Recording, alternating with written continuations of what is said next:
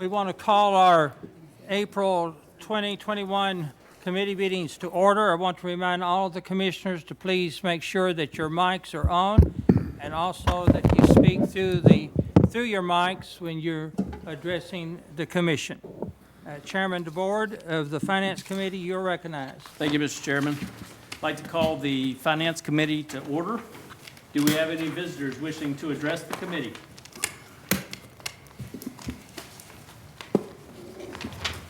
Seeing none, in recurring business, we have the expenditure reports. Do we have a motion for the acceptance of the monthly checks as written? Make the motion. We have a motion, and do we have a second? I'll second it. Have a motion and a second. All in favor, let it be known by saying aye. Aye. Any opposition, like sign?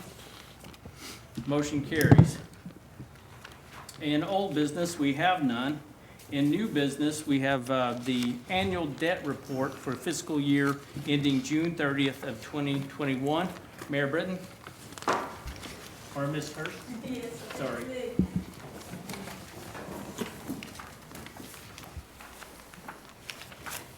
The complete debt report is in your notebooks, but we have a slide presentation of some of the, I'm going to say highlights of the report. We ended, and excuse me, let me get back to my notes here. But we ended, or we're going to end the year. Our projection for our year-end debt of 6/30/21 is $32,051,578. That is about $2.5 million less than we ended last year with, when we had just taken out our first installment of, I'm going to say, building loan.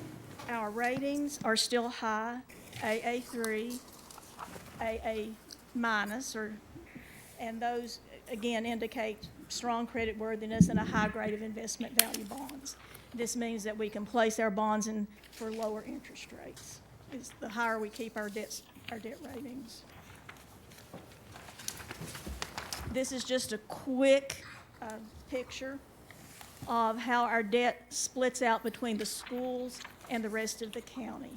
As you can see, our schools take up most of the county debt at $61.5 million, and the general government $38.5. And if anybody has any questions about any of these as we go along, please ask. Wayne? Is that more of the schools getting less now than they were? Say that again. As far as the debt goes, wasn't school about 75 or 80%? They were higher. It's been trending down a little bit. That's just on the budget, isn't it? Yes. Of the amount of money that the county brings in, the schools get 80-something% of it? Now, I don't have that number with me, if I'm understanding your question correctly. Yeah. But as far as the total revenue, but I'm just focusing on the debt. This is just the debt? Just the debt on this part. Okay. And I know that there's lots of decisions to be made. I'm not trying to move ahead of this. But if we go forward with a jail construction project, we would expect that portion of the debt regarding to the rest of the county to go up, where the proportion for the schools might go down. But that's just how that would work mathematically, making no judgments about what, you will decide to do. Ms. Hurst? Yes. On the AA3, is that what's the highest score that Moody's produces, and what is it for Standards and Poor's? Okay, it's AAA rated. Yeah. With just straight.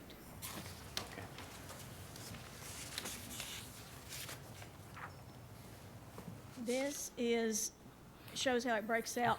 Several years ago, the county entered into what was called a swap agreement, which had a variable rate.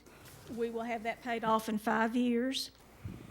But as you see there, when you call it fixed rate by synthetic swap, it just means basically it was at its heart and core a variable rate debt with some, I'm going to say, some guarantees built into it. for the interest rate. That's 22.1%. The rest of our strictly fixed rate debt, 77.9. And in 5 years, that blue piece will just be gone.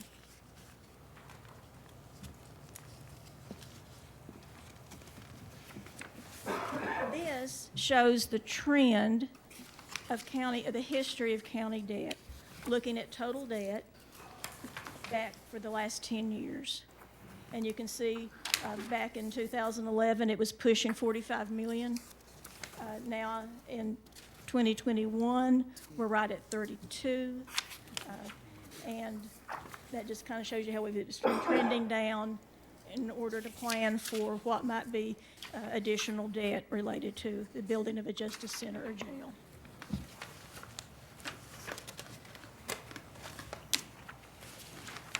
This is what debt per capita, and this is based on the 2010 census, and it comes strictly from the annual financial report for all these come from audit. And you can see how Hamlin County compares, we're the green column there, how it compares to our surrounding counties. So we trend toward, at this point, toward the bottom. I don't think I need to go through all of those, but you can see Sevier County has the highest debt of the counties in the surrounding area, Greene County the lowest.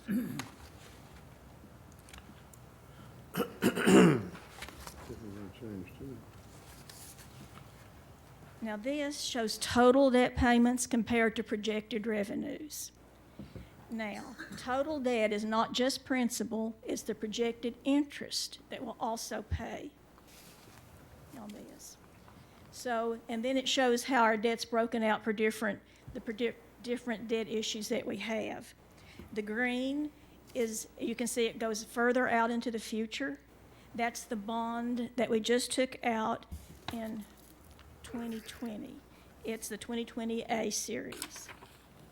You can see that Series E4A, and that's what I was discussing as being variable rate debt. You can see it's that kind of reddish color, and after this year, we only have 4 years left on it, counting this year, 5 payments left, and it'll be gone. The Q-scab is the qualified construction school bond debt. It's that dark blue, and it will be paid off, if I can read this correctly, in about 2027. Then there's the 2014 bonds, and after this year, we have 2, I'm going to say, relatively modest payments to make on those, and that will be paid off. If you remember, we accepted or took out a USDA loan. They were offering it to us $360,000 at 0% interest. And it is that tiny, tiny little cap. You can see it better in your debt report. But that goes to 2030. And we pay, we'll start paying, we have not yet started paying on it. We begin next month, or June, actually. It'll be, we'll start with that first payment. Is that the Jefferson County, I'm sorry, Wayne. is that the Jefferson Electric? Yes, yes, it is. And those are. We paid no interest on it so far, have we? No, and we won't. It's an interest-free loan. That was why it was, even though it was a relatively small loan, that was why it was attractive. Have you applied for any more loans through them? No, we not to need- my knowledge, that, that was kind of our one for that time. They wouldn't want to loan us $75 million, would they? I would think probably Interest-free. not, but at the time that we made this application, we had applied for a grant as well as a loan, and of course, these are competitive, and we were selected for the $360,000 loan. Now, if you'll just take a quick look at that, it's actually purple. I don't know if it shows up very well, but it's the straight line across the top. Currently, we're budgeting about $7 million to go into debt service every year. and that was in preparation for what we knew were some loans to come. So right now, you can kind of see that shows just a quick graphic of, I'm going to say, debt capacity. We're going to be taking in more than we're planning to spend out for the loans that we've already taken out. It just doesn't have in it what we might take out in the future. And those were the things I wanted to bring up about it. I don't know if anybody has any questions.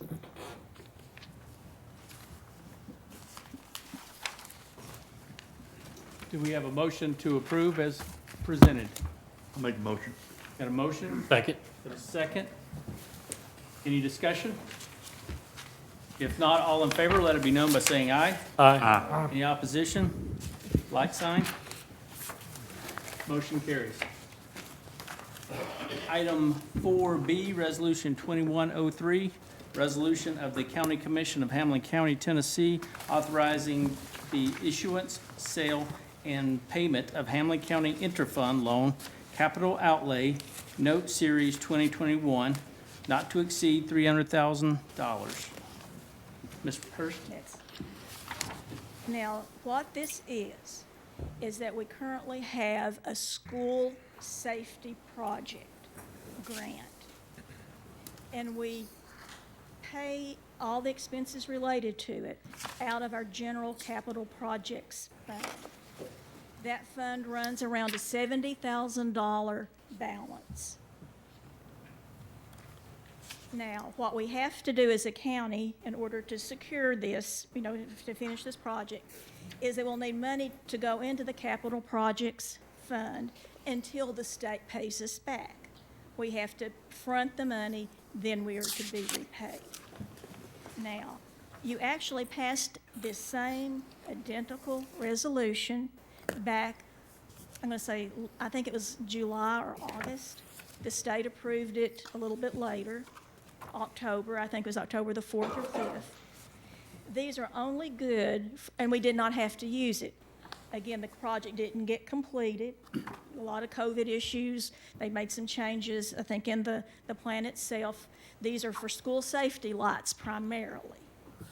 And they wanted to switch that out to something that was fuel or run by solar panels. So that took some reworking of that. So we're being told, on these, if you don't use them within 6 months, you have to reapply with the when I say reapply, you have to submit a resolution to the state again. And we are being told that the project should be completed here within the next 5 to 6 months.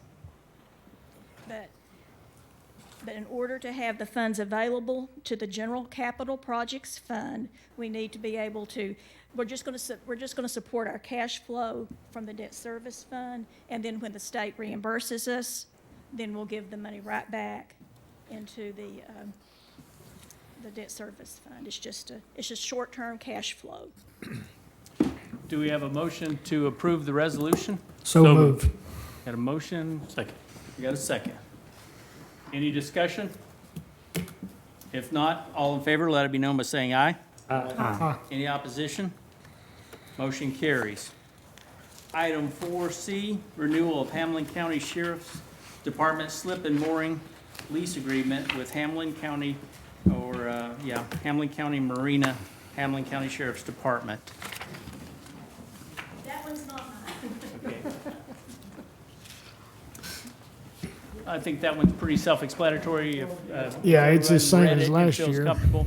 It's the same lease that we just renewed every year. Yeah. So we have a motion. Make the motion. We got a motion? Second. We got a second. Mr. Cutshaw? Any discussion? A second. I'm sorry, We had a idiot, second. apologies. Okay. All in favor, let it be known by saying aye. Aye. Any opposition? Motion carries. Item 4D, grant award for Tennessee Risk Management Trust. Mayor Britton?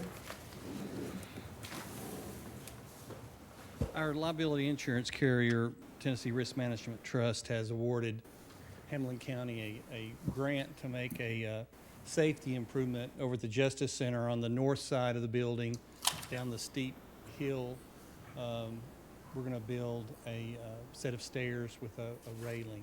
We've had a couple of people fall, so the Risk Management Trust has given us the grant to do that, and that's $8,450, and we're just asking for permission to accept the grant. Do we have a motion to accept the grant? So moved. We got a motion, do we have a second? I'll second it. We have a second. Any discussion? If not, all in favor, let it be known by saying aye. Aye. Any opposition? Motion carries. Item 4E, these are the budget amendments. 4E1 is Fund 101 for Sheriff's Department for $3,000.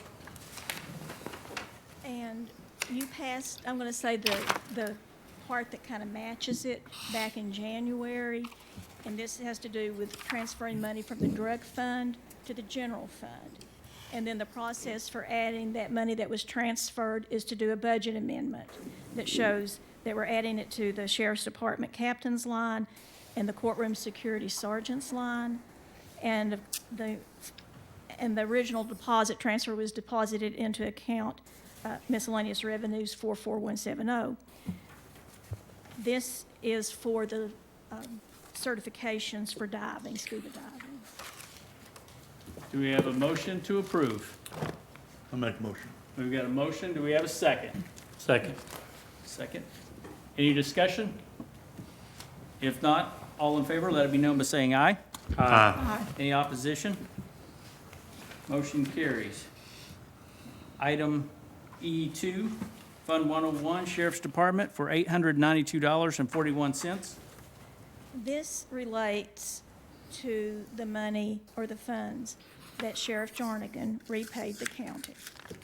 And this puts the money that was refunded back into the expense line item where it was originally, those expenses were originally taken.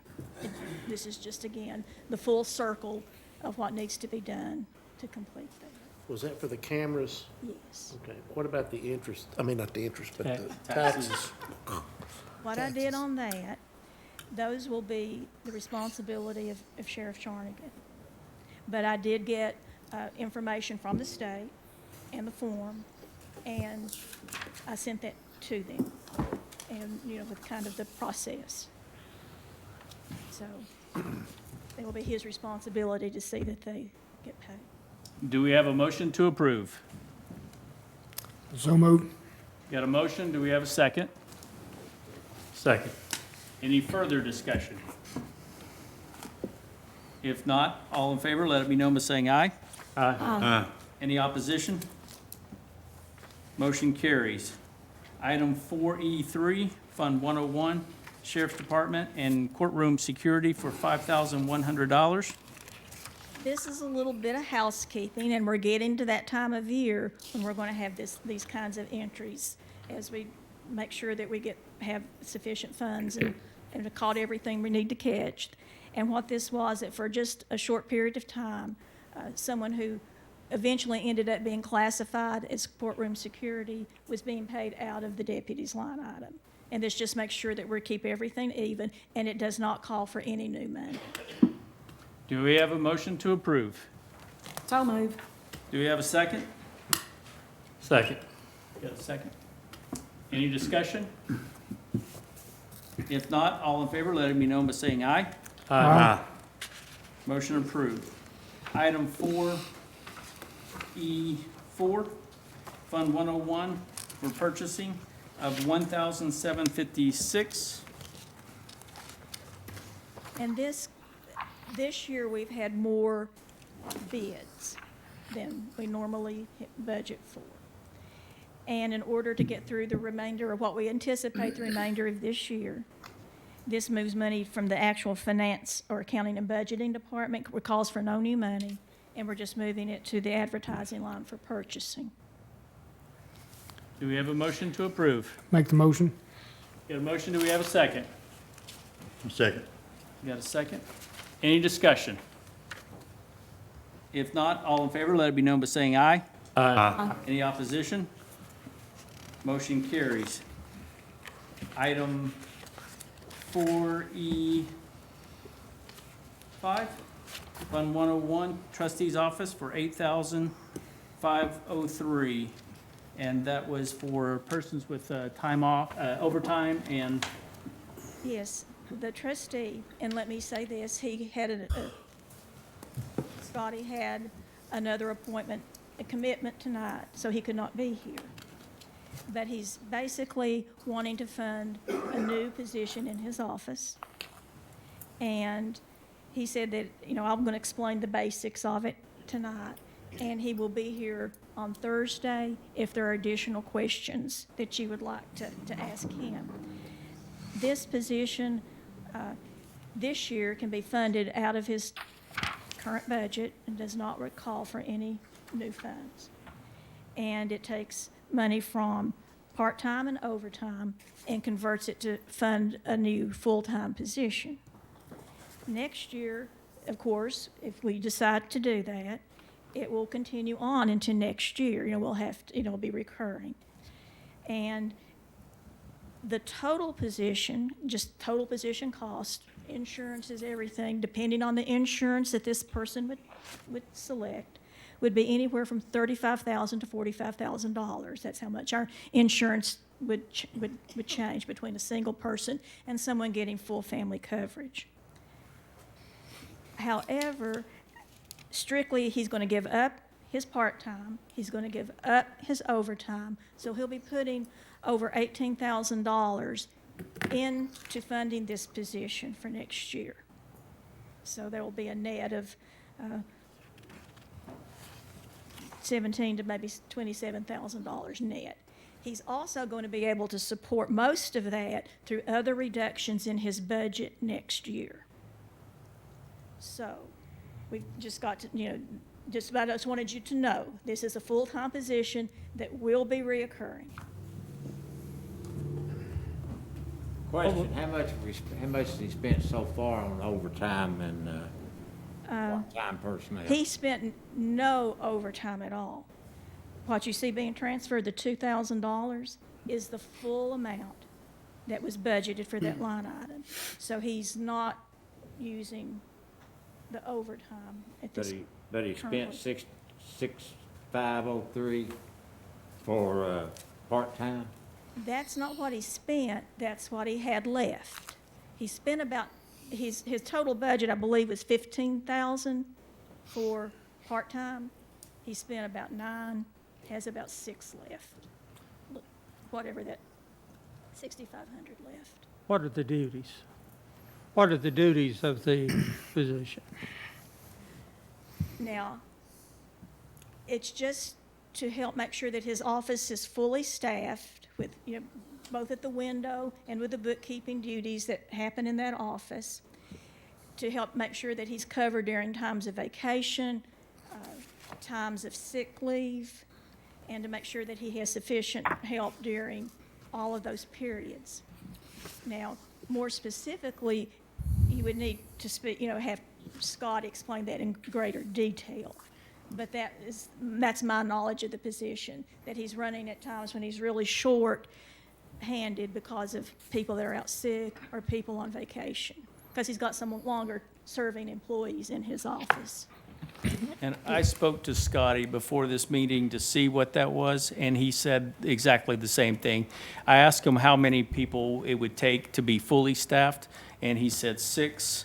And so he will have that with this person, and he said that it'll stay there. Okay, thank you. But he's also saying no more part-time employees, correct? He hasn't really had part-time expense this year because of the way that he changed. Historically, I think, Ms. Hurst, we had quite a bit of that. And He had one young lady that did work part-time through most of, I'm going to call it tax season, property tax season. I think that person was getting a degree, and I think when they graduated, they left the office for, employment in their field. And I think they left in January. So we had about I think it was about $8,000 to $9,000 that we spent this year on part-time. And I think he also had someone out during that time for elective surgery, too. He did. one of his staff members was out with I think it was knee replacement. Yeah.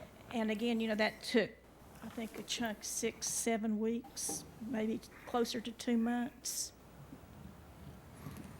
I think that's why he ended up feeling so shorthanded. I think this will also help him in scheduling, like vacations and stuff. They'll have a better handle throughout the year. They can come up with a process and not find themselves shorthanded, Right. barring something catastrophic or something. But I move that we approve. We've got a motion to approve. Do we have a Second. second? We got a second. Any further discussion? If not, all in favor, let it be known by saying aye. Aye. Any opposition? Motion carries. Item 4E6, Fund 101, County Mayor's Office liability claim for $60,500. As you know, or let me just remind you, that we have a budget line item that where we pay I'm gonna say the liability deductibles. And currently,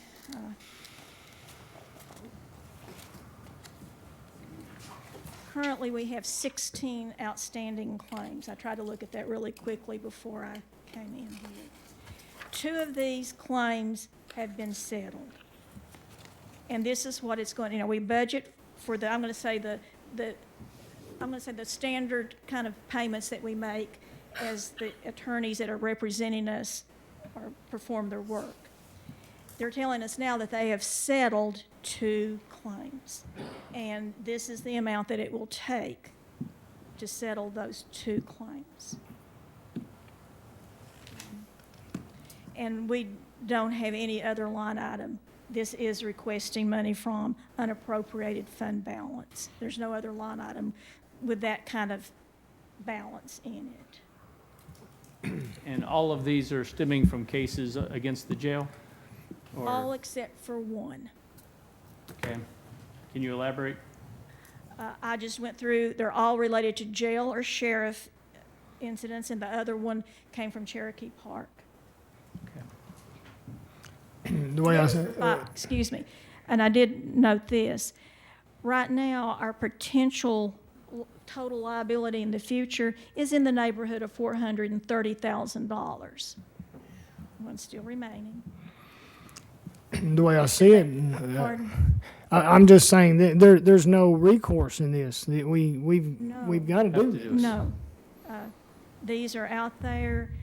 We have, most of our deductibles are $25,000 to $50,000 on these.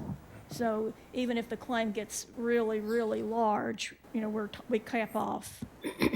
And the reason I'm saying it varies is because we've had to switch insurance carriers in the last few years. I think most of you remember that. We have claims being represented by 4 different insurance companies. Travelers, Tennessee Risk Management Trust, our current insurer, someone called QBE, and then Brit. So, it'll be a Move that few we years approve. before we work our way out of all of these. I move that we approve. We have a motion to approve. Do we have a second? Second. Got a second? Any further discussion? If not, all in favor, let it be known by saying aye. Aye. Any opposition, like sign? Motion carries. Item 4E7, for county mayor for $541.43. Ms. Hurst? As you remember, we had the 2 vaccine events in the county, and Representative Rick Eldridge provided half the lunches for the first one, and this is the one where he provided all the lunches. So he donated, contributed money for that to the county, and this puts it back into the line item where the lunches were charged. Do we have a motion to approve? I'll make a motion to approve. Got a motion to approve. Do we have a second? Second. Okay. All in favor, let it be known by saying, any further discussion? I guess thank you to Rick. That's why I wanted to make sure you understood. It comes from him. All in favor, let it be known by saying aye. Aye. Any opposition? Motion carries. Item 4E8, Fund 101, planning for $7,000 and, well, $7,010. This is putting funds, enough funds in the budget to support training for an employee that's going to retire. So there's an employee that's going to retire. The plans now is for a new person to come on board May 1st and work with the existing secretary for 3 months. And this covers that for this fiscal year. Do we have a motion to approve? So moved. Do we have a second? Mr. Neesmith, or is it a question or a second? Question, I We, can't second we, it. we haven't had a second yet. Do we have a second? I'll second. Got a second? Mr. Neesmith? Question, what is that position? It's the secretary's position. That's the name, the title. It sits up in a little office. No, this is not, well, if I'm understanding you correctly, this is not the director's position, has that little separate office. Okay. This is, I guess I can just say, it's Miss McCree. It's going to be retiring, planning to retire at the end of July. And this was somebody that, You know, Work alongside she of her works and learn the she job. works very much, and this is my understanding here. She does a long time at the counter. She's very familiar with the permitting process and planning, and does a lot of workup that has to be done on any new building or construction permits. Now, there may be more things to her position, obviously, but that's, I'm going to say, the crux. All in favor, let it be known by saying aye. Aye. Any opposition? Motion carries. Item 4E9, Fund 101 for Election Commission, $11,710. Ms. Hurst? This is basically the same thing as we saw before on planning. Our administrator of elections knew that he was going to have someone to retire from his office, and he brought someone else new in order to train them. And this, he's just moving money that he's already has available. This doesn't call for any new money. Do we have a motion to approve? So moved. Second. Would you, Eileen Eileen? Eileen first, right, motion, and then Chris as second. All in favor, let it be known by saying aye. Aye. Any opposition? Motion carries. Item 4E10, Fund 116, Sanitation Garbage Department for $31,200. Okay, now, we have added $30,000 to this line, but there's been a lot of, I'm going to say, repairs and maintenance that has, the need for that has occurred this year. I spoke with our highway superintendent, and we know we're going to need more to get through the year. The amount that we've got here will cover, we put out certain standard quarterly purchase orders. This will cover that, and will give us $5,000 per month for April, May, and June. It's our best estimate right now. Now, Superintendent Poole's here tonight if you need to ask him any questions about this, but this was with his, we worked this up together. I have a question for Mr. Poole. On the repairs, didn't you say that a lot of that was coming from the way that they have to go to the landfill? Well, we spend about $20,000 on a rear axle and springs because they're doing some four-wheeling into the landfill, getting the refuse out, and you got all that weight that's shifting back and forth from side to side. It's not a good situation. It may not be a situation we can help, but it's not a good situation. This may not be topic for this time, but what can we be looking for in the future so that we can try to address that? What things would help that situation where it wasn't so much? Well, we used to back in the building on a concrete floor and dump there. It was nice and smooth, and everything was in good shape there, but they're moving the different areas out there in the landfill in terms of one cell or the other. If we could just get a permanent place to back into with a hard floor that's smooth, that would solve a lot of the problem. And it could be located, you know, near where the trash should be pushed to. I know it's an expense for the landfill, but I assume the city's seeing the same problems. They go in there, the mud's, you know, you making tracks that are that deep, it's dragging brake pods off the bottom of the truck. You got filth under the bottom of the truck all the time. In the wintertime, you can't keep it cleaned off. And so it's not a good situation for the vehicles and equipment, what we're having to go into. And the weather causes most of it, you know. I'm sure they make their best effort in trying to keep a decent road to back into, but there's just no way. What's your biggest repairs, the air pods, brake pods? Well, the biggest expense has been 2 axles and 2 sets of springs. To the tune of about $40,000. Do you have to have them pulled out sometimes? Yeah, they'll hook their equipment, their dozer to it sometimes to pull us out. Barry, do they ever dress that road up? They ever dress it for you? They say they do. It just, the weight of those vehicles, and if it's not, you know, if you put 6 inches of rock on soft, trashy mud that's real wet, like our winters have been, the last 3 winters, I mean, you might up that deep. So it's after you get up on the hills where you run Yeah. into your problem, Right. not on the main road going from Yeah, the main road going up there is okay, and then when you back into the area, they want you to dump it, so they don't have to push it far. That road's very temporary and very inadequate. What's the problem that they can't sit, once we dump it out a little further, can't they just push it themselves? I mean, is it that big of an issue for them to push that back further? Well, I don't think so. I mean, it's loose, and they've got the equipment to do it.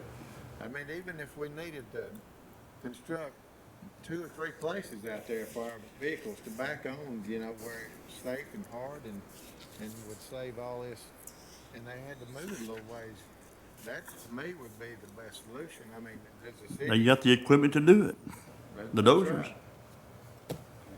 But see, when they made the big changes out there, they turned a deaf ear to us. This is going to be excuse me, a continuous expense. Yes. So, at budget time, we're going to have to, if the sanitation department's not going to do anything, we're going to have to put a lot of money on these vehicles.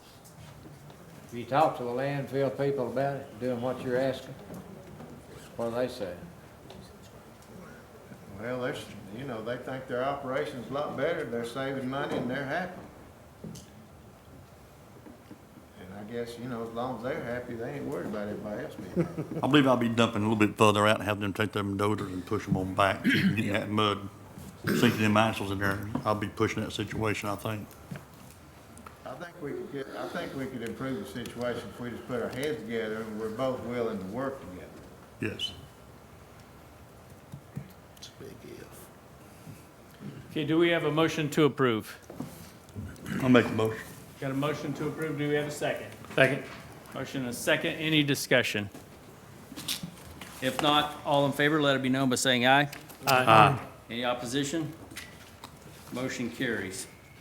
Item 4E11, Fund 122 for drug enforcement of $1,500. Again, this is, I'm going to say, in a sense, not new money. We've had more confiscated property processed through the drug fund this year. I'm going to say we just had another large amount come through. I'm going to say probably this year we're close to $50,000. And when that money goes in, you know, we have a trustees commission that's charged. So we didn't budget for that much in the confiscated property. So this, we think it's going to take us about $1,500 to get through the end of the year, we think.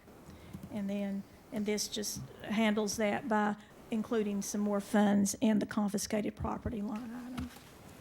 Will that be sold? How does that work? Part of this is after it has been sold. This is- That's what I this is the meant service. when I said Okay. processed through. Okay. confiscated property converted through whatever means into cash. Do we have a motion to approve? So moved. Got a motion, do we have a second? Mr. Reed? Mr. Reed? Any discussion? If not, all in favor, let it be known by saying aye. Aye. Any opposition? Motion carries. I've got another one here that Mayor Britton would like to speak on, Fund 101 Capital Projects Finance Department for $75,000. I just wanted to bring to your attention, if you'll look under items of interest, it's item D9.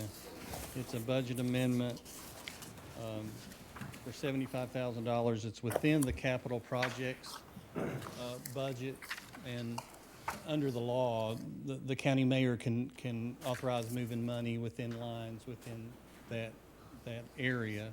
And so, but I wanted to bring this to your all's attention because it was such a large amount, is to pay the $75,000 to the rescue squad for the property exchange as part of the agreement.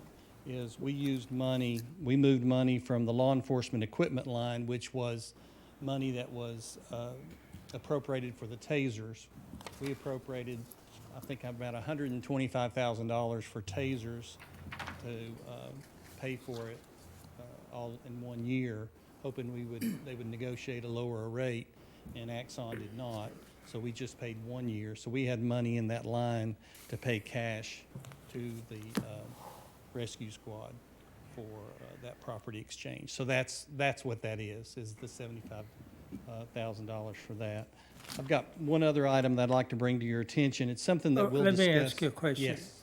Specifically, what is that money being used for? I mean, is it on the office building or? It was, the agreement was to pay them that money to help them with moving expenses. Oh, yeah, and okay, renovation of all that right, house. okay, Yes, yes. I follow you, okay. One other thing too, and this is an item that we'll discuss in more detail during the budget process, is for the last 40 years, the county sheriff's department and EMA have piggybacked off of the city of Morristown's communication system, radio system. And so we've had no upkeep. All we've had to do is buy radios. Well, the city this year commissioned a study of the communication system, anticipating that they may lose the person that maintains their system. And so they're looking at upgrading their system, which means that we'll have to take some kind of action.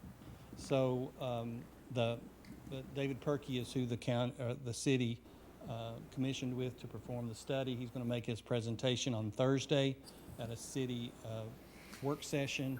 I just wanted to give you guys a heads up that the study will be presented then because it will impact the county, and which means we'll have to make a decision on what we do with our communication system if depending on the decisions that the city makes.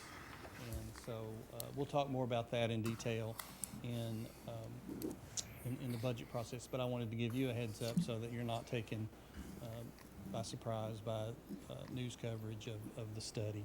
And it will involve the county. The county will have to take some action as far as communication goes. Thank you. That's all I have, Mr. Chairman. Thank you, Chairman DeVord. Chairman DeVord of the Personnel Committee, you're now recognized. I call the Personnel Committee to order. Do we have any visitors that would like to address the committee? Seeing none. In old business, we have none. In new business, we have the 4A, approval of educational pay submission. Mayor Britton? We have one employee who has earned a bachelor's degree and has submitted an application to add $850 to his pay. Do we have a motion to approve? So moved. Got a motion, do we have a second? Second. Mr. Reed? Any discussion?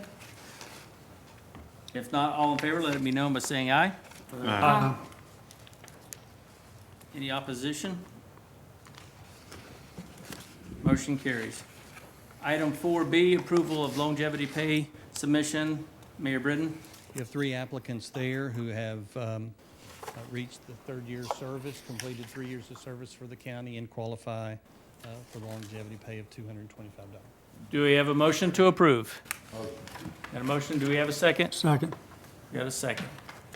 Any discussion? If not, all in favor, let it be known by saying aye. Aye. Any opposition? Motion carries. Item 4C, revision of longevity pay policy. This is Mayor Britton. These next 3 items are tweaks to our employee handbook. The first one on longevity pay is, if you'll see in red, printed in red in the next to last paragraph, says that providing the employee is actively, the longevity pay will be paid annually with the last paycheck of the employee's anniversary month. And then the change would be, providing the employee is actively working, otherwise payment will be received upon return to work. And that is, make sure that it's clear that if someone, let's say, is on workman's comp or FMLA, is that they would not receive their longevity pay until they come back to work. But we wanted just to clarify that, make sure it was crystal clear. Do we have a motion to approve? So moved. Do we have a second? I'll second it. Ms. Arnwine? Any discussion? If not, all in favor, let it be known by saying aye. Aye. The opposition? Motion carries. Item 4D, revision to health insurance eligibility for pre-65 retirees. Mayor Britton? This, again, is just, if you'll look at the memo, this is a memo that was issued in November of 2017. And at that time, we lowered the eligibility rate from 60 to 62 to be eligible for our health plan for pre-65 retirees. Just the first line under, for non-emergency personnel, we wanted to clarify it, make it again clearer, and the retiree must meet the TCRS retirement eligibility age of at least 60. Do we have a motion to approve? Mr. Ward? So moved. Do we have a second? Second. Mr. Hahn? Any discussion? If not, all in favor, let it be known by saying aye. Aye. Any opposition? Motion carries. Item 4E, COVID-19 leave policy. Mayor Britton? You may recall part of the CARES Act last year, the federal government gave a certain amount of time to employees to take COVID leave with pay, and it expired at the end of December. The county commission chose to extend that through the end of April with additional hours for full-time employees, 12-hour shifts, and part-time employees. The department heads met earlier this week to review, I guess, how it was used during the last 3 months, and we had about 34 employees use the COVID leave, whether they were sick or whether they had to quarantine because of exposure. And so what the department heads are recommending is that the county extend the policy through the end of the fiscal year, but not add any hours, which means that if an employee used 4 days, they have 1 day left. Or if the employee used no days to this point, they have 5 days left, and or however how many hours. And so that's the recommendation to the commission from elected officials and department heads. And it won't cost the county any cash funds. So the money that employees would be paid is already budgeted. It's just that the employees will not be charged sick leave. They'll take COVID leave instead until they reach the maximum. And we had 9 employees so far reach the maximum, and they had to take sick leave after that. They missed work. Do we have a motion to approve? So moved. Got a motion, do we have a second? Mr. Ward? Any discussion? If not, all in favor, let it be known by saying aye. Aye. Any opposition? Motion carries. That's all I have, Mr. Chairman. Thank you, Chairman of the Board. This time, the Chair would recognize Chairman Goins of the Public Service Committee. Thank you, Chairman. Call the Public Service Committee to order. Any visitors wishing to address the committee? Seeing none. Item 4A, surplus item from the Hamilton County Highway Road Department. There are 3 items on your list there. You can see them, and Superintendent Perry Poole. The biggest surplus item is that dump truck that had involved an accident. We have already, you budgeted, you did a budget amendment to replace that truck, so that new truck's almost here, and we need to get that one sold, that wrecked truck sold, so. That truck's not usable at all, right? I think the estimate was to spend $45,000 to $50,000 on it to get it usable. That's the one where you said it'd fix it for 26,000. We argued back whether it'd have a warranty or not. That's the one that hit the train. That's the one that the train hit. The insurance paid us 73,000. Yes. And there are also 2 other items there. It's a hot and cold magnet blast pressure washer and a walk-behind concrete saw. I move that we approve. Motion approved. A second? I'll second. Second. All in favor, make discussion by saying aye. Aye. All opposed? Motion passes. Thank you, Greg. Item 4B. Recommendation by the MHGIS for a street naming from Westview Middle Road, Hamilton County, GIS. Okay, yes. This is the name that the school actually recommended, and we don't have any address changes or anything. Okay. That's a brand-new road, right? It is, okay. Do I have a motion? So move. So, who was that? Tim? Second? Do we have a second? Second. Second? Question on that, right quick. I'm sorry. Those roads out there been turned over to county now? I think I was. We'll have, Yeah, no, we'll have that Valley was Home close. Road and Alpha Valley Home Road to pull into the system once the state's through with it. But they told me they weren't through with it. The job hadn't been sold and the final quantities, been submitted and paid final payment on everything, so I didn't know if you wanted to consider that or not. I don't know if it'd be in our jurisdiction yet or not. So no, I talked with the city, and the school is in the city, and they've already put up signs just because, I mean, there's a lot of traffic through there, so for safety, we just have to make it official. They've got the street signs up already. Yes, sir.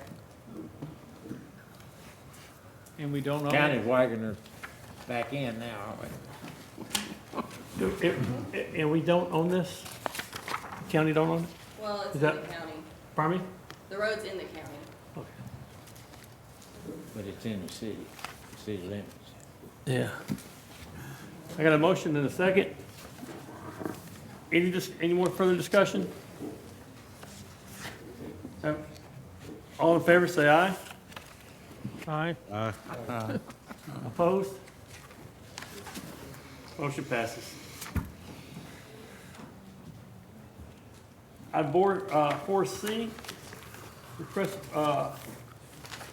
prohibit swimming at the boat ramp at Cherokee Park. I thought this was already, do we have signs up there in those swimming stuff already? We do have signs, but we don't have no ordinance. There's no word? Stop. Okay. Yeah, all the other ramps on Cherokee Lake is TWRA or TVA, and they police theirs and keep them off. We try to But where there's no ordinance, you can't make them move.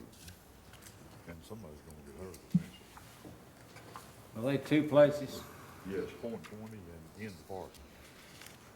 Point 20, right on the point out there. Yeah. Okay, and then back in where the dock's at. Yes. Okay. Do I have a motion for approval? I'll move. I don't know who that was. Mr. Reed. Mike Reed. Okay. No, Mike, you can't. do you have a second? Oh, he's not on the committee. Second. Not on the committee. Oh, I'll I'll make move a because he's not okay, on the committee. okay. Have a motion and a second. I second. Oh, I'm sorry. All in favor, say. Wait a minute, discussion there. I just want to ask Frank, what is it we'll need to do then? I'm not on the committee either, but we'll need to signage and just, And the deputies will patrol. okay. Will you be taking care of the signage? I mean, okay, so once we get this done for you, They won't last long, but. well, but at least there'll be an ordinance where we can protect the public. Yes. Okay. Frank, who'll patrol it? Who'll patrol it back in there? The County. county deputies. You- I mean, the people now, you know, that want to put their boats in the water, they're already calling 911.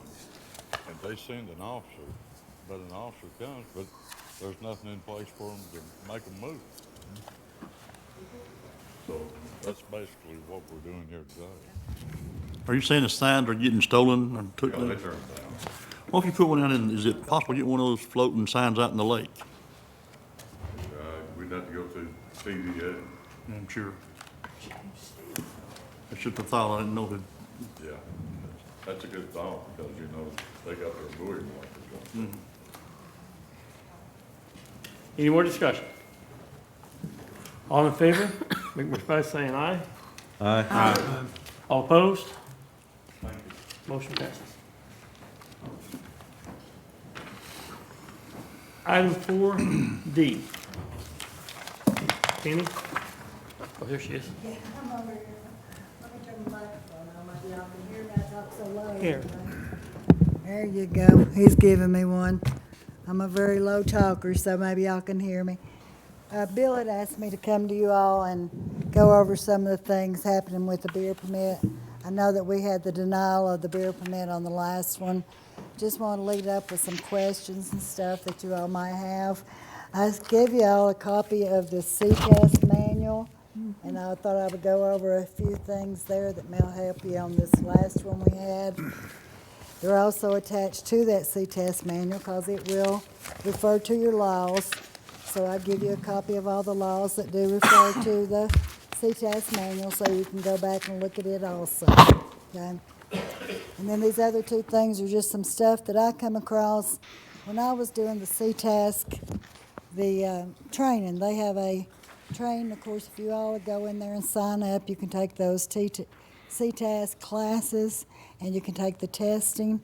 And this is some stuff that really come out and looked like it was very helpful and that stuff, so you've all got copies of that there. I wanted to start out with if you go to that page where it's on page 4 for your authorizing bodies.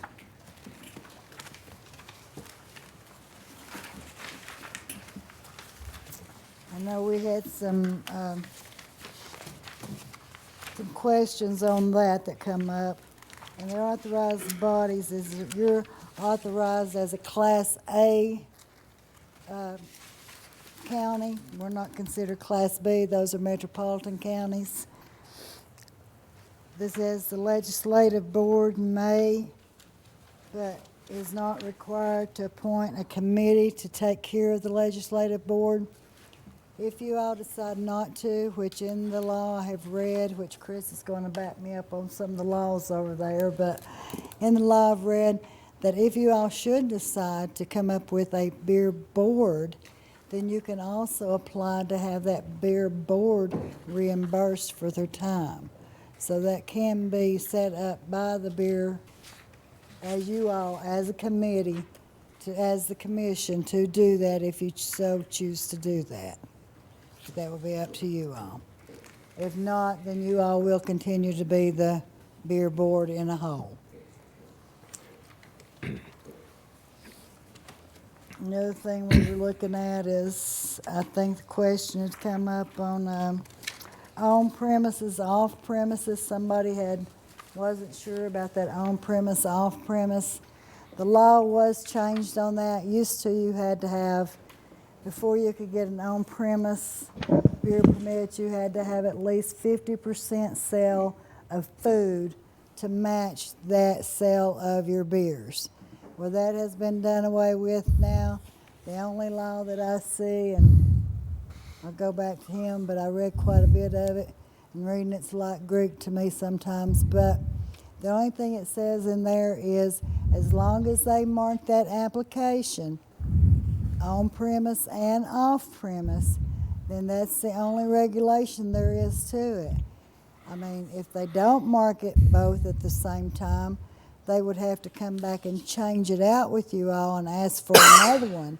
But they are allowed to mark it both at the same time Penny, for that. could I ask you, so there's really, what you're telling us, there is no recourse in this. See, I disagree with a convenience store in front of a neighborhood being able to sell on premises. I mean, I'm not against anybody do what they want, but I disagree with that. So you're saying that we as a body cannot vote against this because the state law is saying, so why do we even vote? Why are we even doing this?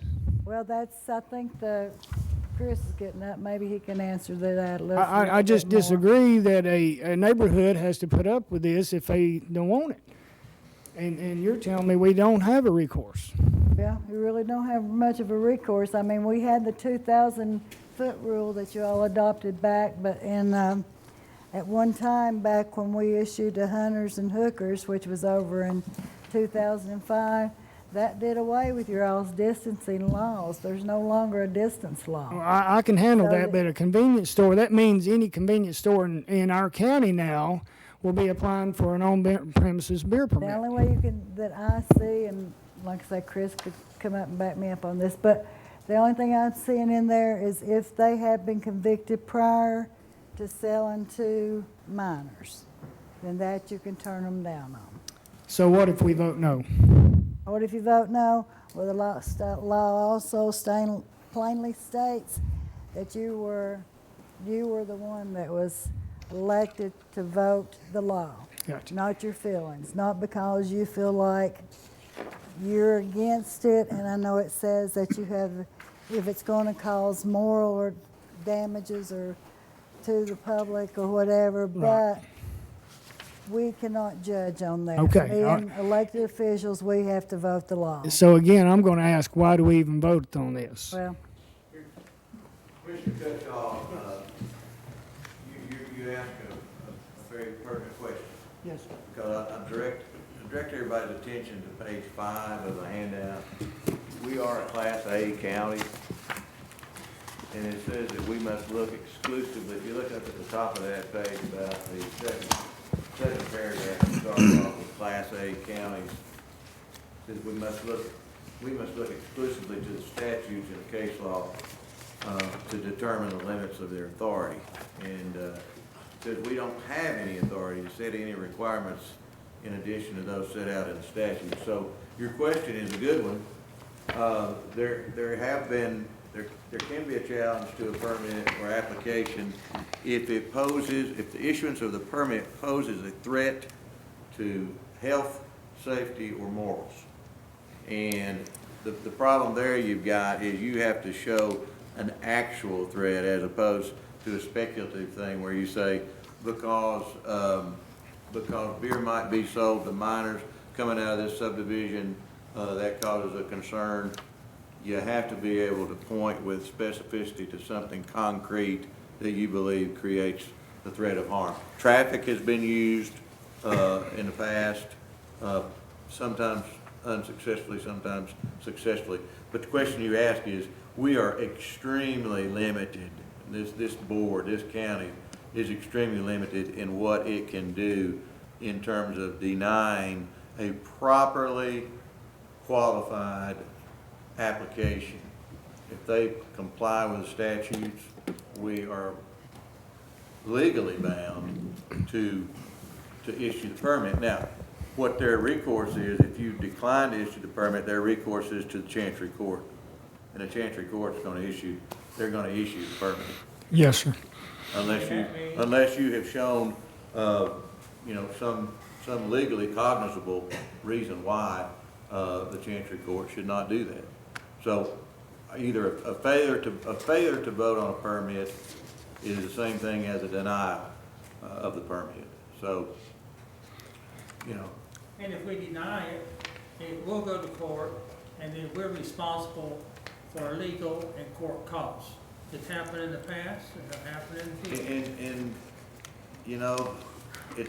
we don't have to agree with it, but that's what it is. So public outcry in the neighborhood, there's no recourse whatsoever. Chris, this was also I believe this was put on public referendum to be voted on for the sale of beer and liquor in the counties. One thing I wanna know, has there been signs put up? Thank Is it a state law that put a sign up? Yes, they do. Has there been a sign up yeah, this particular? They can put up one sign. beer sign. I just see it hard. You're asking if they were put up as a notice. Is that what Yes. you're saying? Oh, it's a notice. Now, the notice is sent out in the newspaper. My office does send out a notice in the newspaper. I find it hard to believe that the public's not outcried on this when they see a sign go up. Because every time I'm turning around, I'm sick and tired of it. Every time I turn around, I see a beer door on the corner, and I'm tired of it. I'm sorry, I've seen it all my life, and I'm tired of it. I know we gotta pass it. I know we gotta go on through with it, but listen, years ago, the blue law was a good law. And we've let all that stuff go. We let it lapse. We got worse and worse. We're our own enemy. I'm going to ask the attorney one more question, though. So as a county, as a Class A county, there's nothing we can do in the future. We have to just abide by what the state has passed down. Is that correct? I think that's correct, except for the fact that, you can militate and elect people that are gonna change the state law. Gotcha. Change the state law, then you gotta. No, I understand. Okay. Well, and again, I'm not against people can do whatever they want. I just feel for the subdivision. I understand that completely. I know that neighborhood. Ms. Petty, Yes, sir. I am not on this board. May I speak? Yeah, sure. Okay. I'm not either. I have a couple of questions. Yeah. Does Kenny Patel at this point have a permit to sell beer on his premises? Yes, he does have a permit. I looked it up, Randy. Beer permits are not expirable. They do not expire. If they're terminated for like a sale to selling beer to a minor, then that's fine. I think that's on one of those back pages I give you, Randy, back there where I pulled it off that test. It'll show you that it says these are the only reasons that they can be terminated. Now, you and I were talking because he has not paid his privilege taxes for the past 2 years. That privilege tax is imposed on each person with a beer permit for $100 a year. This particular Kenny's, old Kenny's as I'll call it, these are new guys wanting to buy it, the one that you're all voting on now is wanting to buy it. But the old Kenny's, I have to take responsibility for that, my office. When we took over doing the business license back in 2000, we cut it down a lot in 2010. When they do a beer permit, they're supposed to go in on my system and mark that it has a beer permit. Therefore, we know to send those letters out to everyone for those privilege taxes. The girl who did issue the prior Kenny's beer permit had failed to do that. But He hasn't received one. did you not just state that he had, that had sold and he's applying for it as a different owner? He has not sold it. He has Who not owns sold it. the permit The one on that that? owns it right now is the, oh God, he's here, his name is, we'll call him Ralph, Rahulka Patel. He's the one that is the previous owner of it. His beer permit is out of date as far as his beer privileges He hasn't paid his privilege taxes. He owes privilege taxes for 2019, 2020, and 21. For So, that. But he did not receive anything, Randy, and I'm gonna take responsibility for that, because my girls should have marked that. We send out, like I say, it's on there every time it's sent out to them.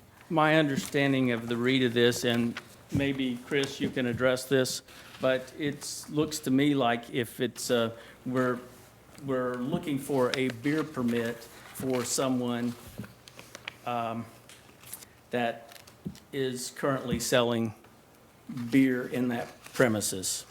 After the meeting the other night, I felt like we were making some risky calls because I voted against it. And I thought that might put us in a position of liability because of the facts that if that already happens, then we've turned them down, and then he could go back based on those laws and apply and get his permit. But if the old business is not carrying a current permit because they haven't paid their things, I went out to the store and I was able to obtain a beer as evidence to show that that was still being sold. And so then I had the contact, and I think I spoke to you, Ms. Petty, is that correct? Yes, you did. And I said I had concerns about the fact that they were able to do it with or without a license. The sale of alcohol without a license is a crime in Tennessee, punishable as a Class B misdemeanor, TCA 3917702. So my question is simply, is there really a permit on the old person who hasn't paid his thing in 3 years? And if we're applying for a permit for Kenny and he doesn't own the building, how is he going to get a permit for something that he doesn't own? Okay, now there is a permit on the other Patel. He did get approved by commission. I've got it wrote down here, I'm sorry. He got approved by commission on November 2018.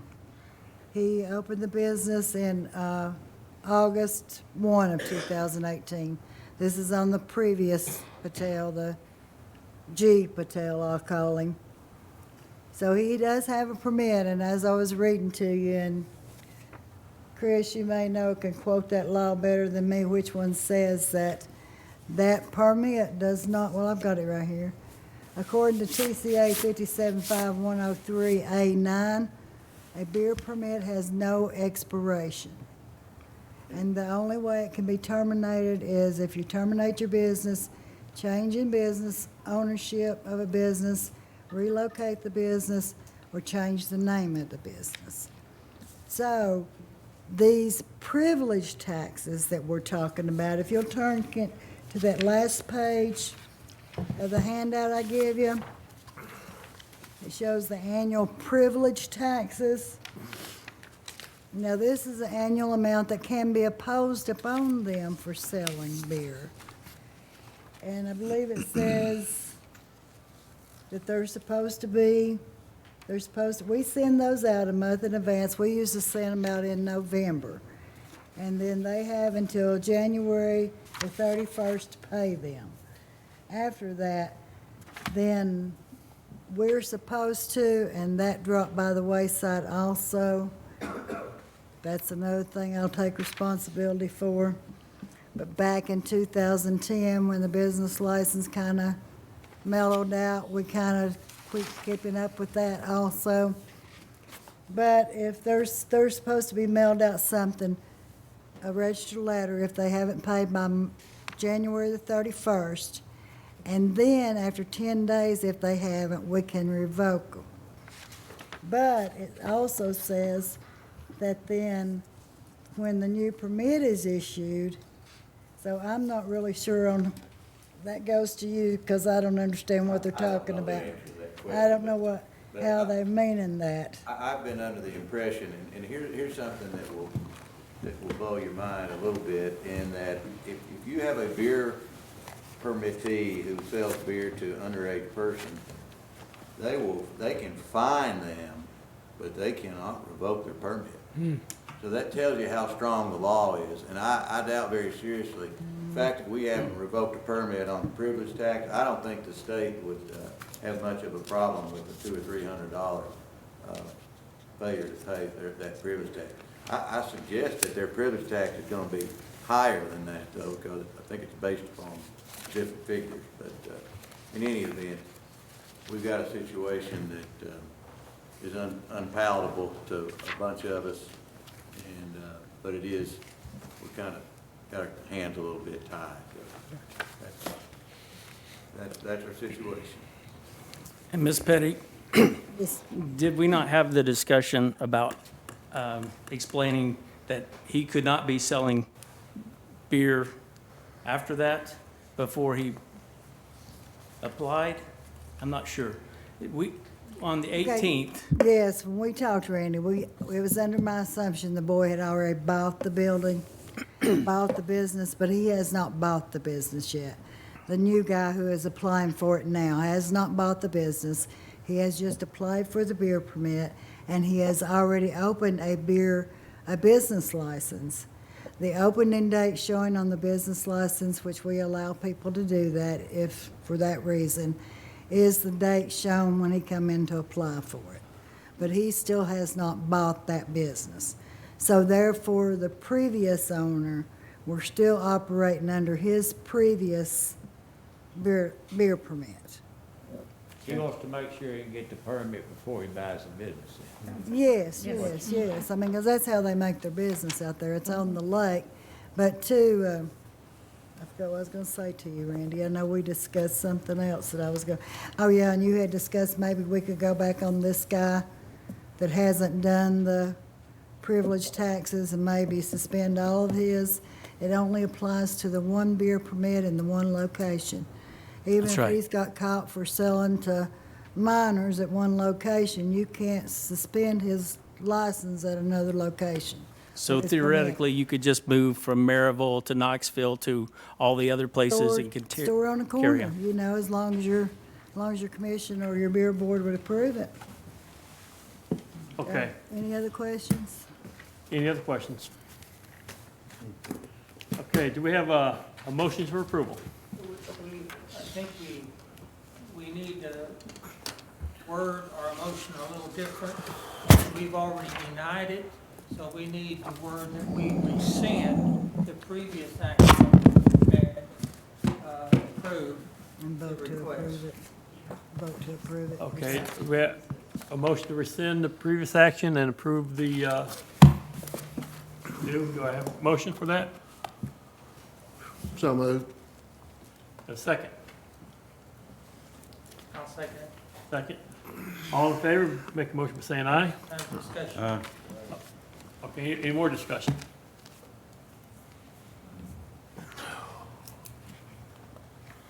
No discussion? Okay, all in favor, saying aye. Aye. All opposed? Aye. And he will be here. 3. Commission meeting, he will be here. Yeah. The owner Should will we be do a roll here for call? commission meeting, we're sitting So- later. That's what I thought. Just for approval. The owner will be here for the commission meeting, so if you have any questions for him at that time. And I have a question for you. On the calendar, we're having another public hearing. We've already had one public hearing. Do we need to have a? we have advertised it, we've put it back in the paper again and let them know that this will be coming back up, so, yeah, we will handle it just like with a regular beer permit. I also wanted to say, if you all will, please look back into that 2000 rule. You can't go back and you can't take away the ones that you've issued under already. You can't revoke those. But you can look at maybe something you could deny them on in a later time. But it tells you in that also how to go back and have that redone, so. But that's something we really need to look at least have that to go by, Okay, some of the distance rules on it. okay, thank you. Your roll call. For the motion, you need the motion. Rescind, Pardon me? rescind the To re- previous action. Correct, rescind the previous action and do the new one. Tim Goins, Aye. Jim Stepp, No.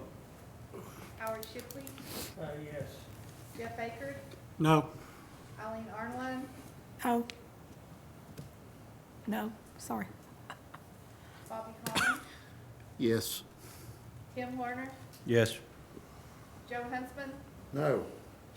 Wayne Neesmith. No.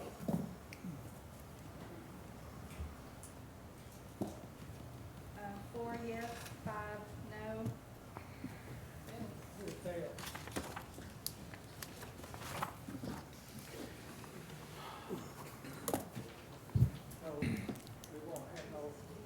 Chairman. Chairman. They'll go back with me, well. I don't know where it goes from there. So Chairman, my understanding is, if I'm correct, Penny, we could take this to court, they could take this to court for You approval? can take it to court and there will be an expense to that, There'll be an expense to us. yeah. It's up to, it's in his ballpark now. He can Right. take us to court, but when he does, we've lost.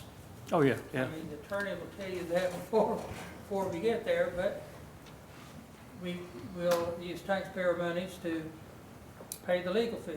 Right.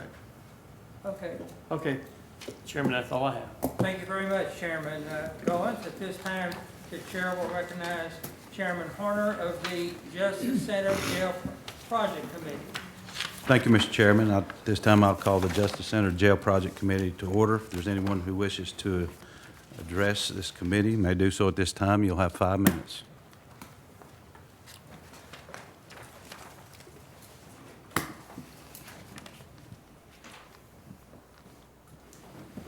Joe Arwood. Corner, I was given a lot of thought about addressing your committee tonight. One thing that dawned on me was at the previous commission meeting, Mr. Shipley, when he called the meeting to order, he said, I call the Hamilton County legislative body, fellow legislatures. What is a legislator? You're a representative of a district. A representative votes for his district. He casts their vote, not his. So y'all's responsibility is to represent the people of your district, not your own will. Y'all have stated up here several times that you have a bunch of people supporting this Taj Mahal jail, as it's called. Well, I'm going to be submitting a Freedom of Information request to each of you. Well, I want the communications that shows this support that for this $75 million, now $83 million jail that you say you've got. Because I don't think you really have it. So, y'all going to be getting that Freedom of Information request. We want to see the dates. Also, when you got these communications, supporting it. If it just suddenly started pouring in, it's been all along. Second thing, I've heard a lot of argument up here of why we need to go with this one-level jail. Everybody talks about how it's cheaper, it's safer. The sheriff himself says I can staff it easier, I can operate it. And then we go on the other side of this 4-story monstrosity, and what's the positive things that's ever come up and said about it? Nobody ever has a positive. The only thing that I've ever heard coming out of y'all supporting it was from Mr. Shipley up here said, we've made our decision. That's a reason to go forward? Just because you feel like you've made a decision? Where's the justification in that? Y'all are supposed to be listening to the people. And the majority of the people, once they hear both sides, they support the one level. Cheaper, safer, and saves a lot of debt put on our backs that we don't want to pay. Y'all have had your bids come in. I was personally called a liar for telling people that a $75 million jail. Oh, no, we got it down to 65, and it's going to be on below that. Well, now the proof's out. We didn't lie. If we told any lie at all, we got it too low. It's time to put a stop to this and do what's right for the people for once. Go for a cheaper jail. Save some money. Y'all have an opportunity here to be the one who can build the jail that's going to last 40 years. And when that 40 years comes up, we're not going to have this mess sitting over like we do now. You're going to have one with space to expand that you can make it a 100-year jail. Instead of coming 40 years down the road with this monstrosity sitting over here, running up on the same situation that you have now and going, what do we do now? We got nowhere to go. We got to start over again. Don't put us in that situation. Put us in something where we can expand in the future. Really think about where we're going with this. Put the brakes on, take some time back, and really look at this thing. Nobody's asking you to stop it. We're just asking you to slow down. Use some common sense. Because we're dependent on that. Because we got to pay for it. Thank you. Anyone else wish to address? Mr. Chairman, I would like to just point out that anyone addressing your committee needs to address the items that are on your agenda tonight. They've got comments they want to make about the meeting process and everything else, they can do that Thursday evening. But we've got 2 items that they can address. Okay, thank you, Mr. Chairman. I was very patient with Mr. Arwood and didn't interfere with his comments.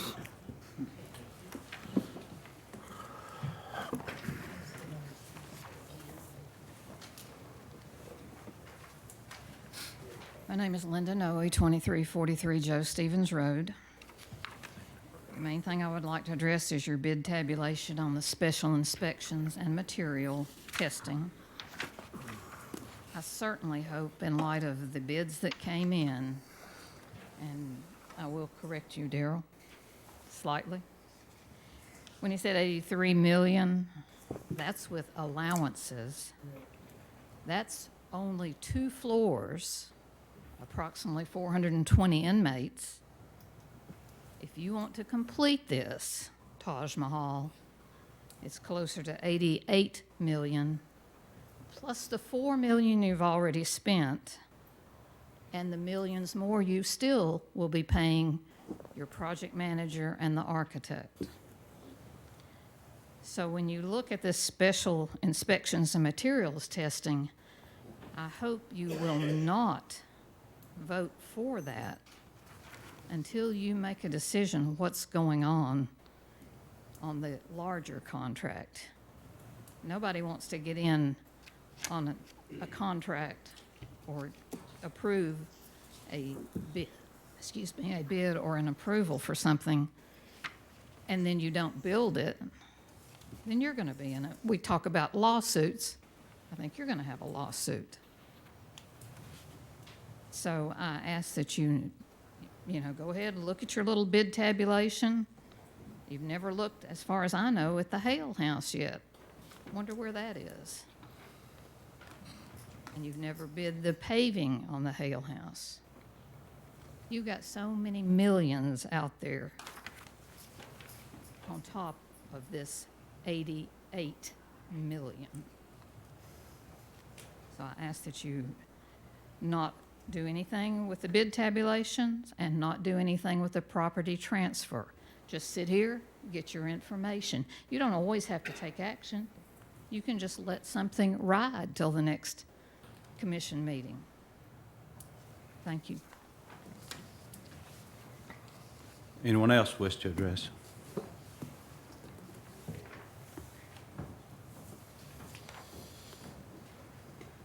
Yes, sir. My name is Chris Overbay. I live out in the Wick community, and I'm kind of with the same as this man here. We need a jail system. There's no doubt about it. We need one. But we need it out of the city of Morristown and not a 4-story one. If you go, all of you can go home to your computers tonight and look at everything from a Supermax at Colorado to the Manchester, Kentucky prison, the Riverbend Maximum Security in Nashville. They're all one-level prisons. Half wagon wheel or full wagon wheel. The center part's a guard tower. It's the second floor. That covers all the men that are below them. It's a lot better than having a 4-story building. It looks like a bank. And you're all having to pay for it, not me. I mean, well, I will because I have to pay taxes. But that's a lot of money, my friends. I mean, that's a lot of damn money. $84 million, like she just said. 84 million plus what else? I mean, right here in the city, we don't need one. John Wallace has got an industrial park out there on the interstate with all kinds of land. Back out of everybody's way, nobody has to look at it. We don't have to see nothing. It's all out.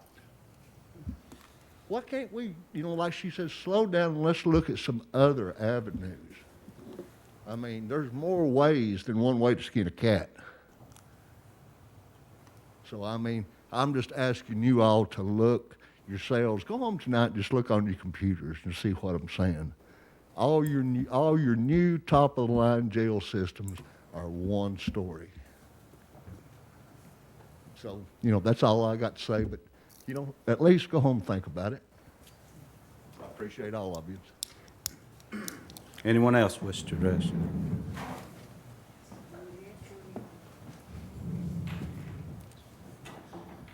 My name's Tony Strazullo. All of us have, at one point in time in our lives, put money into something to keep it going, keep it fixed, keep it running.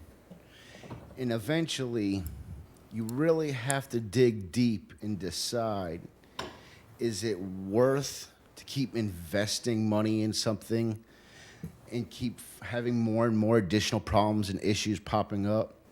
Eventually you have to just step back, look at all the facts that are in front of you and decide, you know what, it's time to move on. Time to go to something else. Time to stop throwing money into something that's going to continue to have some kind of a fallback. There's reasons why these things are happening the way they are. And you all sitting back here seems to be the ones that are a little bit behind on really what's going on. You don't want to step back and really look at what's on the plate. You have a vision, and you're being blinded by that vision. And visions don't always turn out to be a golden egg. This is one of those situations right here. We don't have a golden egg, okay? If we want a golden egg, we need to look at property, number one, someplace different. Excuse me. You need to stick with the business, the items on the agenda, please. Thank you, Chairman. Thank you, Chairman.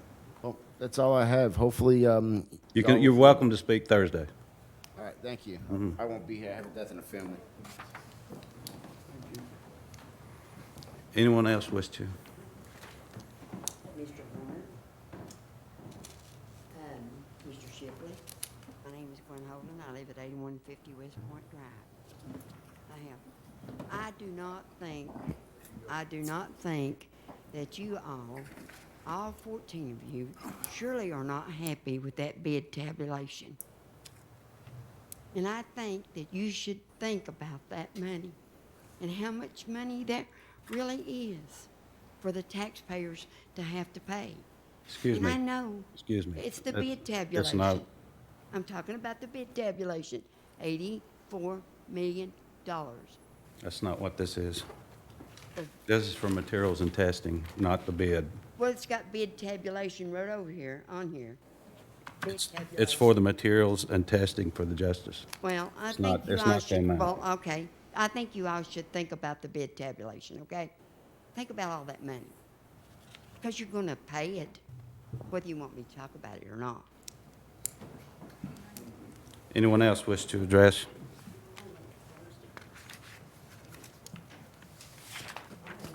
If not, we'll go to old business. There is none. New business. Item 4A, bid tabulation, special inspections, and material testing for the Justice Center. Mayor Britton. On Friday, we opened responses to requests for qualifications for testing services for the Justice Center project.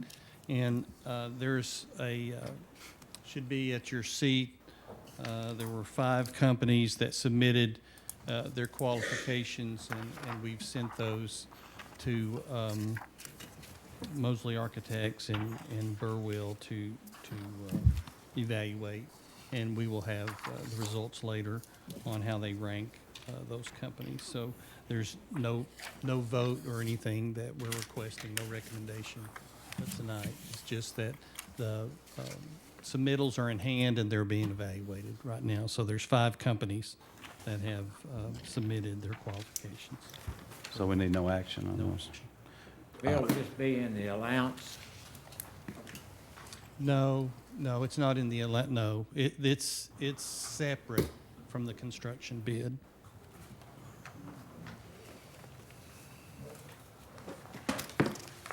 Any other discussion?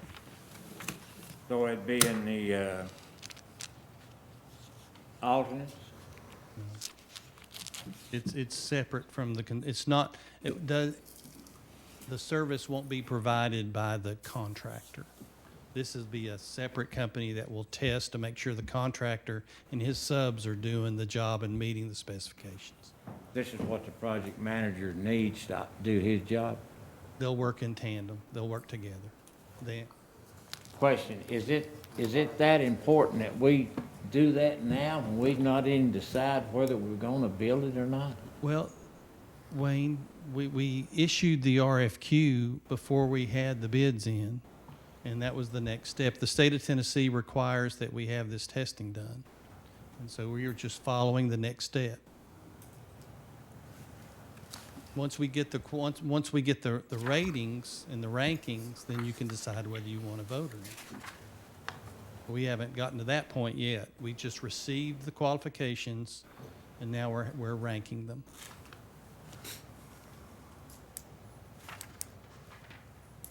But we have to have the service. If we do a project, we have to have the service. If you do it, you've gotta have it. Yeah. But we don't know if we're gonna do it or not yet. Okay. I mean, we don't, is there any reason why we can't put this on hold and wait to see in our next meetings in the next 3 or 4 weeks, whether we're gonna, how we're gonna go about building it? And Would it hurt anything to rank them so we know who is the most qualified? That's the next step, is the ranking. And then you don't have to contract with them. just so you At that don't point. sign a contract till we got the contract signed that we're gonna build it. Well, you guys make that decision. I sign it after you make the decision. I need to make that in a motion, Mr. Chairman. It's not voted on. Not at this point.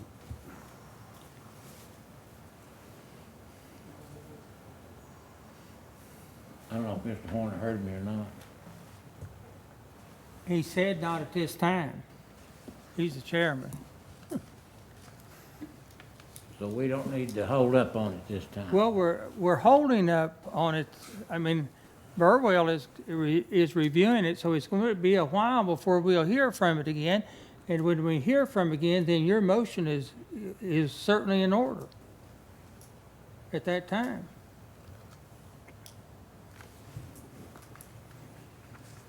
Any other discussion? Item 4B, property transfer agreement between Hamlin County Government and the McNabb Center. In your packet is a property transfer agreement with Helen Ross McNabb Center. And it involves property that is behind the McNabb Center that is highlighted in yellow right here. And it's 4/10 of an acre. And right now, it's overgrown. And what the plans call for the Justice Center is that would be a detention pond. All the stormwater flowing off of the parking lots and the site would flow into that detention pond. And so we have negotiated with the McNabb that they would give us that property, they would give us the 4/10, and then if you look at the next drawing,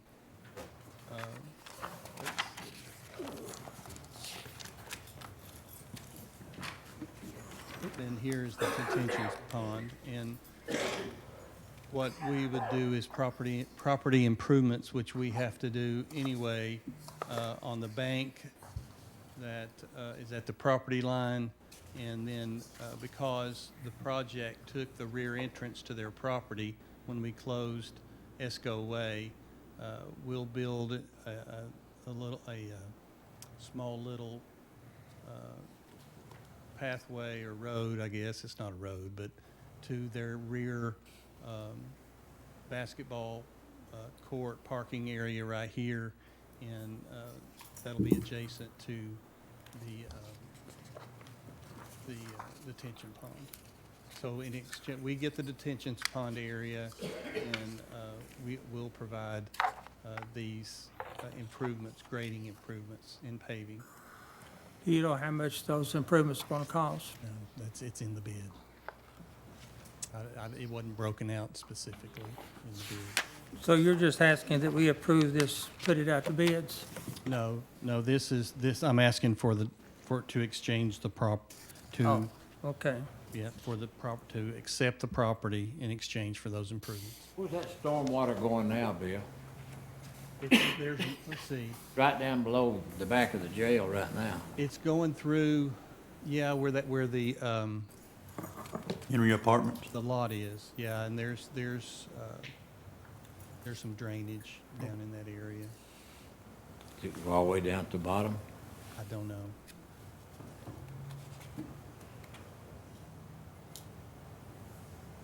There'll be more stormwater from after the project's done. That's why the detention pond's necessary. It's gotta go somewhere because there's water coming off of both hills, off the hill with it. Right now.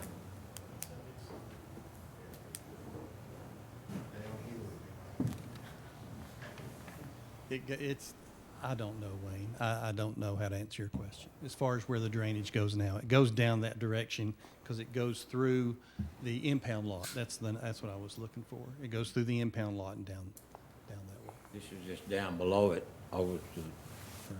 I mean, all that water that's coming off the jail now and off that hill. Probably eventually goes to Turkey Creek. It does. I mean, there's some drainage. That's what I'm saying, there gotta be some kind of drainage in there now. There's drainage down. Still under Henry Street. Goes under Henry. Flooded down there all the time. I just don't know. I just can't tell you what it is. Anyone else? So you're wanting just to do a land swamp, is what you're after now? Well, it's not a land swap. It's improvements to their property in exchange for this 4/10 of an acre. They're gonna give us, They're going to give us the 4/10 and we make improvements to their property. but it is a swap. Yeah. Anyone else? If we do this, just like we're looking at it right now, how much money are we looking at total today?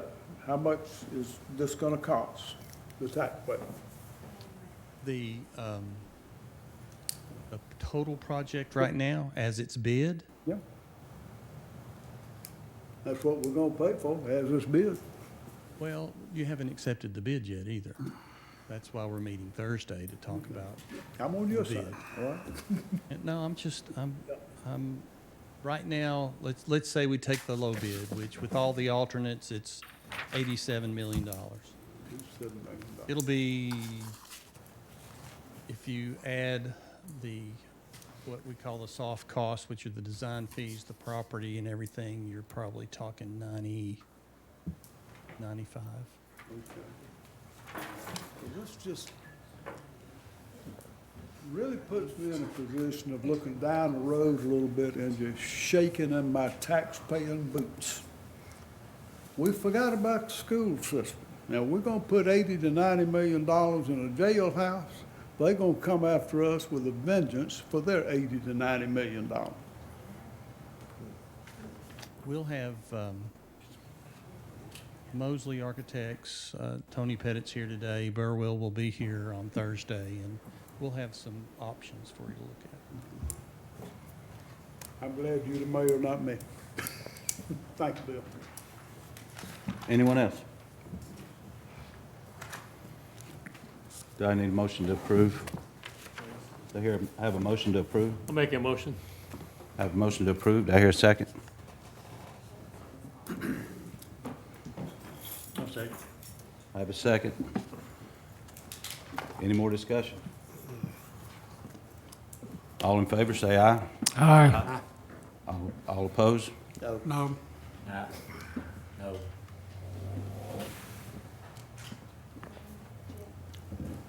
Those noes, raise your hand so that she can get it. Two. Okay, thank you. That's all I have, Mr. Chairman. Thank you, Chairman Horner. This time, the chair will recognize Chairman Stepp of the Calendar and Rules Committee. Thank you, Chairman. Call to order the Calendar and Rules Committee.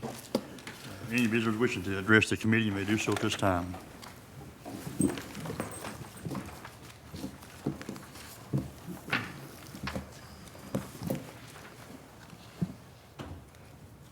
London 2343 Joe Stevens Road. Y'all make no sense at all. You haven't even decided whether you're going to build over there, what you're going to build over there. And you're sitting there saying, let's swap some property so we'll have a pond, a detention pond. Well, if you approve it, that would make sense. But here we go with the cart, horse, whatever, cart in front of the horse, big time. I'm sorry, but I know I've spoken before and said you've amazed me. This is probably the most amazed I've ever been. You realized the situation, and even Mr. Britton realized the situation with the testing contract that's on the agenda. So why in the world would you approve something about a land swap? So you may build a pond if you build the jail. Come on, this is just getting ridiculous.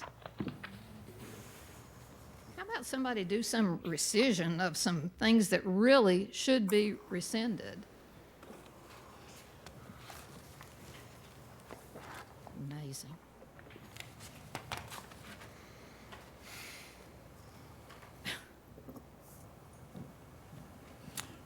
Anyone else?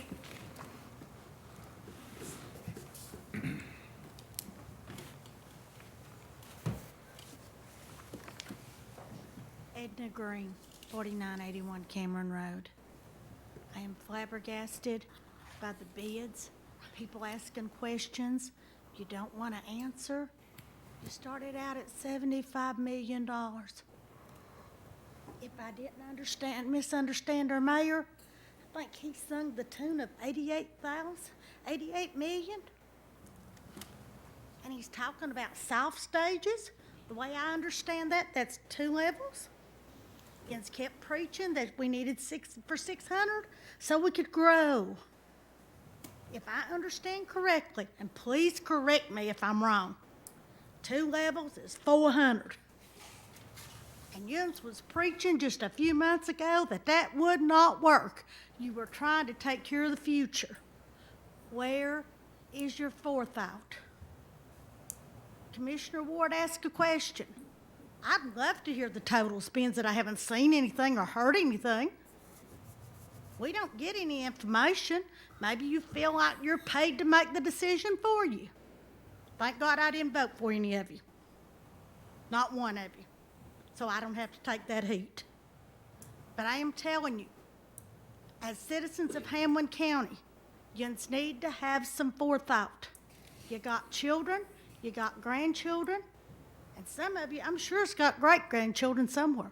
They're going to be paying for this monstrosity. So please, it doesn't cost anything to do some digging, folks. All of you are well-educated people as far as I can tell. So please, think about what you're doing to your children and your grandchildren. If not for mine, think about yours. Thank you for your time. Anyone else? Bonnie Bullington, 317 Stubblefield Street, Whitesburg.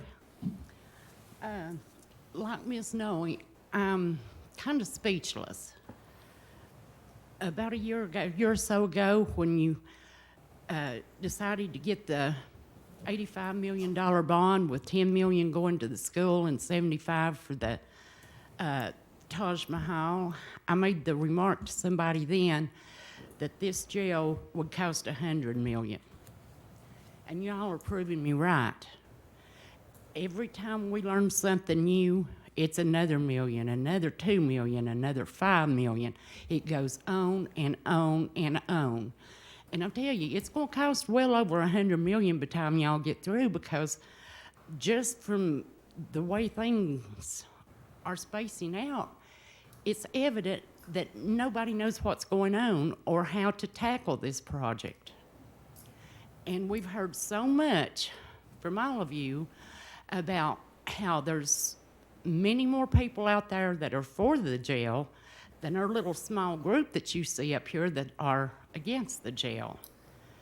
But yet, you don't parade these people through here to get up here and comment like we do. We asked for a referendum, and you shoved that back at us real quick. No, we couldn't get a referendum. Well, I suggest now's the time you step back and consider a referendum, because you're going to bury this town, this county, in debt to get your little toy that you want. Anyone else?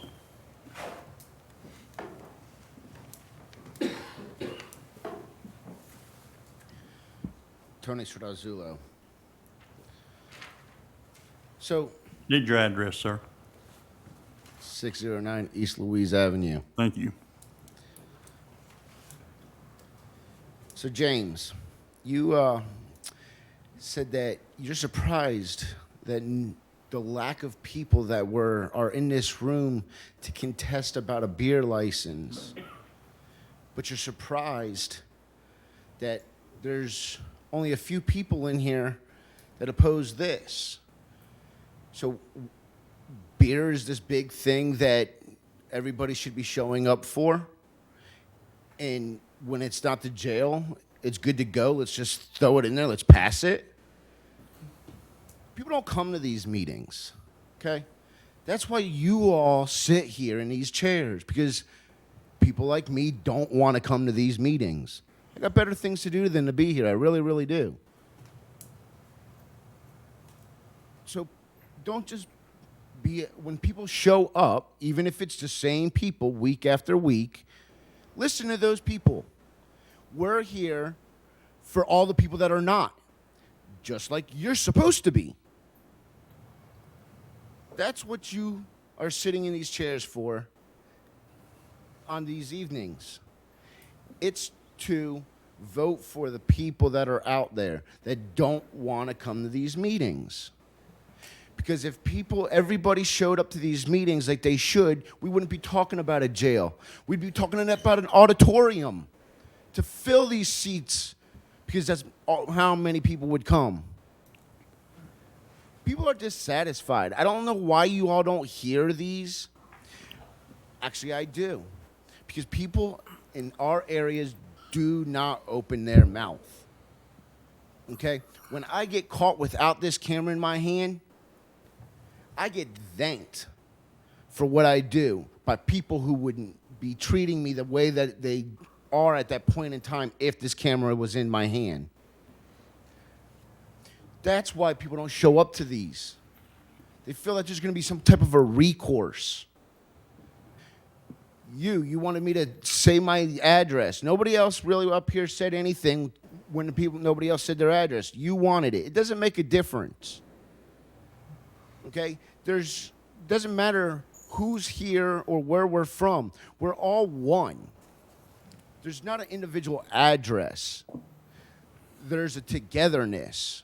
And you all are forgetting that. It's not about the individual, it's about the people. I'm also going to talk tonight about the landfill deal with dumping over there. And I can agree, and I can see how it beats the heck out of these trucks. And you can't build a pad. It's just not going to work, especially that it's always evolving, always moving. But some steel plate can be moved around by the equipment that's there and made pads that can be easily moved to whatever location that they need. Now, it would have to be figured out what thickness and to what the weight is, but those machines can, since they're flat and smooth, they can push that debris right off of those slabs of steel without issue. They're not going to break. If they're thick enough, they're not going to bend. I used it when I had a landscape shop, and it worked wonders. That is something to think about. Very cheap, economical. It'll go wherever you need it to be. That's something to think about. I appreciate it. Thanks. Anyone else?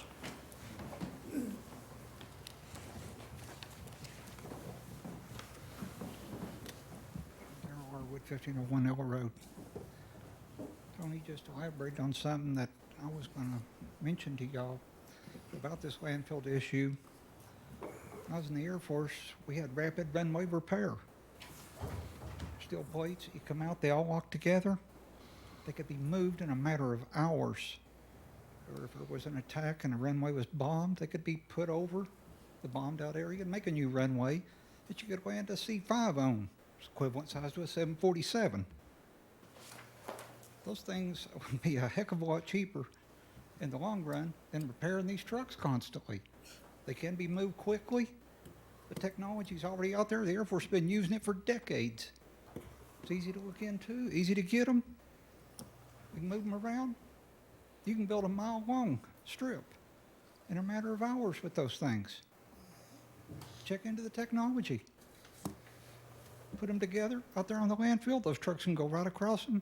Nice hard surface, dump, no damage to trucks.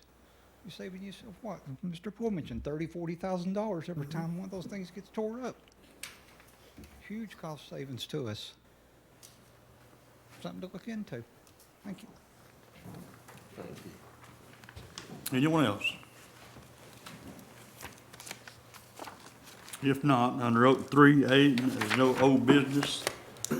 Under new business, 4A, review of regular calendar items. We need to add AC to the Justice Center Jail Project Committee. Mayor, do you want to speak on that? Yeah, with the meeting Thursday, where we'll discuss options. Mosley will be here, and Tony will be here from Burwell to discuss different options following the receiving of the bids. And is there may be a recommendation that comes out of the committee, maybe not, but just to have the item on the agenda is just the Justice Center project bids. And then if there's a motion recommendation comes out of committee, it'll be on the agenda. That's the purpose of that. Thank you, Mayor. We also need to omit the public hearing as a result of our previous action. And then under the jail project, I don't think we need the bid tabulation for inspection services on the agenda for Thursday's meeting, do we? It's your all choice. We, by commission day, we'll have the rankings. Oh, okay. Well, And let's then just you leave could it on there choose then. who to negotiate with. Okay, you can leave it on there. So we're just adding 11C. That's it. Huh? Adding 11C, C to that, so that's it. That's all we want to do. Yes. Okay, do I have a motion? And omitting. I'm sorry. The public hearing on the Omit the beer public permit. hearing. Yeah, that whole thing is eliminated. Okay, do I have a motion? So moved. Do I have a second? I'll second it. Second. Any discussion? Any other discussion? All approved, say aye. Aye. Any opposed? Motion passes. Under 4B, review of consent calendar items. Have a motion? So moved. Do I have a second? Second. Any discussion? Any opposed? Motion passes. That's all I have, Chairman. Thank you very much, Chairman. Step, that concludes our agenda business for the evening. I want to remind you of the Justice Center Jail Study Committee meeting Thursday evening at 5:30 here in the courtroom. Please don't forget that. Also to remind you that if you would, keep your notebooks here, and Trish will prepare them for our regular commission meeting. We are adjourned.